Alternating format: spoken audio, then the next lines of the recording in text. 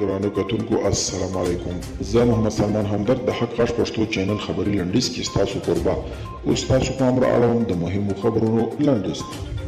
ملیټري ټایمز ورځپاڼه وایي چې امریکا پوځ نه یوازې د خپلو وسایلو او وسلو په ایستلو د مۍ تر لومړۍ وړاندې کار پیل کړی دی، بلکې له سیمه ایز قراردادیانو سره یې هم قراردادونه ډېر کړي دي څو د تجهیزاتو په ایستلو کې ورسره مرستې وکړي.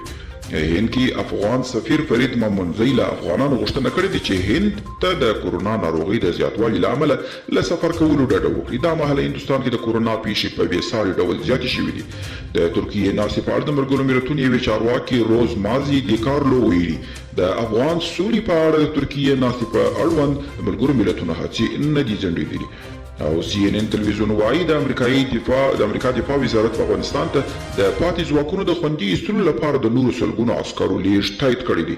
تلویزیون د پینټاګون د تاییدیې له قوله لیکلي چې د دې اضافي عسکرو شمیر به تر 1000 زیات نه وي. تلویزیون همداراز د دفاع وزارت د دوو چارواکو له قوله چې خبر ورکړي چې له افغانستانه تجهیزاتو لیږد هم پیل شوی دی. یو وایي ناکاره تجهیزات او وسایل به تخریب کړل شي.